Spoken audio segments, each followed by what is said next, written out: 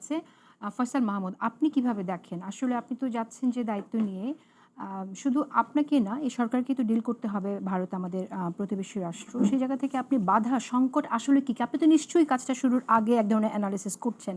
সংকটটা আসলে কোথা থেকে শুরু এবং কিভাবে এটা সমাধান সম্ভব? আপনার এনালিসিস কি বলে? দেখেন, ভারত বাংলাদেশের সম্পর্কের যে সংকট, সেটা তো আসলে খুবই অল্প সময়ের কোনো সংকট না। এটা তো অনেক লম্বা সময়েরই সংকট। বাট দেন আমি বর্ডার ইস্যু থেকে শুরু করি। যেমন বর্ডারে রুমিন আপা যেটা বলল যে আমাদের সাহাব ভাই বলেছে কিছুটা, যে আমাদের বর্ডারে যে আমাদের যে ডিসপিউট, এই ডিসপিউটের কিন্তু একটা বড় সূত্রপাত কারণ কি? কারণ আমাদের বর্ডারটা কিন্তু বার্বড ওয়ার, কাঁটাতারের বেড়া দিয়ে ঘেরা। প্রায় ৩,১৪১ কিলোমিটার বোধ হয় টোটাল বর্ডার বোধ হয় ৪,০৯৭ এরকম কিছু, আমার এক্স্যাক্টলি ফিগারটা খেয়াল নেই। এর মধ্যে এইটুকু অংশ হচ্ছে কাঁটাতারের বেড়া দিয়ে ঘেরা, এবং তার মধ্যে কিন্তু 1975-এর যে চুক্তি, সেই চুক্তির মধ্যে কিন্তু যে ১৫০ গজের মধ্যে দেওয়া যাবে না, কিন্তু ভারত কিন্তু অনেক জায়গায় সেটা লঙ্ঘন করে ১৫০ গজের মধ্যে এই বেড়া দিয়েছে। এবং এটা কয়দিন আগে আমাদের বর্তমান স্বরাষ্ট্র উপদেষ্টা উনি কিন্তু এটা বলেছে যে এটা ডকুমেন্টেড এভিডেন্সও পাওয়া গেছে যে এটাতে লিখিতভাবে আগের সরকার সম্মতি দিয়েছিল।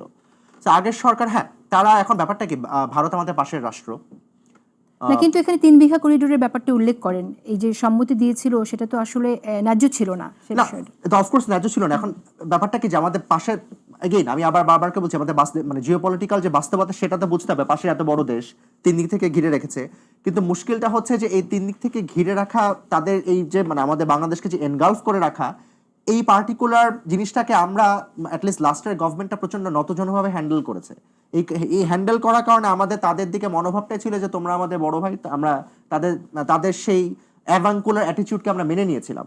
কিন্তু দেখেন, এই অন্তর্বর্তীকালীন সরকারের কিছু ঘটনার দিকে যদি তাকান, ইভেন জাস্ট একেবারে লেটেস্ট ইনসিডেন্ট যেটা চাঁপাইনবাবগঞ্জে আপনার গত কয়েকদিন ধরে ঘটছে, ইভেন জাস্ট ২৪ ঘন্টাও পার হয়নি, আমাদের কিন্তু গত কয়েকদিনে যদি ফেসবুকে দেখেন, একটা ইমেজ খুব ঘুরে বেড়াচ্ছে যে বর্ডারের কিনারে একটা কৃষক কাস্তে হাতে আমাদের কি বলে বিজিবির সাথে তারা আছে।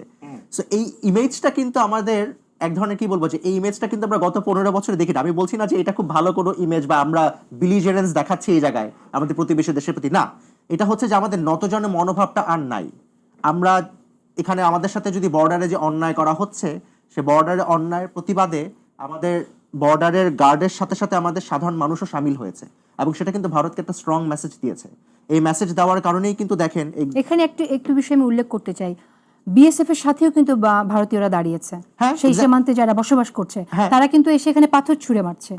শুধু এটা ভাবার কোনো কারণ নেই যে আমাদের এখানেই শুধু সাধারণ মানুষ যাচ্ছে এবং তাদের পাশে না। এবং আপনি যে লেটেস্ট অল্টারকেশন, সেটা কিন্তু আপনার সাধারণ মানুষের সাথে সাধারণ সিভিলিয়ানদের মধ্যে ছিল। কিন্তু কৃষক ওই পাশে বর্ডারে, বাংলাদেশের কৃষক ওই পারে বর্ডারে, তারা দাবি করেছে চলে গিয়েছে, এই কারণে তাদের কৃষকরা এসেছে। কিন্তু দেখেন, এই জায়গায় কিন্তু বিএসএফ এসে তারা গুলি ছুড়েনি, তারা কিন্তু এসে মিউচুয়াল করার চেষ্টা করেছে, তারা কিন্তু এসে সমঝোতা করার চেষ্টা করেছে। সো আমার হোল পয়েন্টটা হচ্ছে, আগে হলে কিন্তু বিএসএফ এই জায়গায় বাংলাদেশের এই ধরনের কোনো কিছু দেখলে তারা কিন্তু গুলি করতে দ্বিধা করতো না। কিন্তু এখন বাংলাদেশে তারা বুঝেছে যে না, বিজিবি এখন তারা নতজানু না, বিজিবিও তারা স্ট্রং, এবং তাদের সাথে বাংলাদেশের মানুষও বর্ডারে গিয়েছে। সো এই কারণে মেসেজটা খুব ইম্পর্টেন্ট যে আপনার এই জায়গায়, আমি তো বললাম যে আমাদের সংঘর্ষ হচ্ছে, তারপরও 18 জন আহত হয়েছে, আপনি দেখেছেন, তাই না? এটাও তো আসলে খুবই আনএক্সপেক্টেড। তো আমি আসবো আবার আপনার কাছে, ফয়সাল মাহমুদ।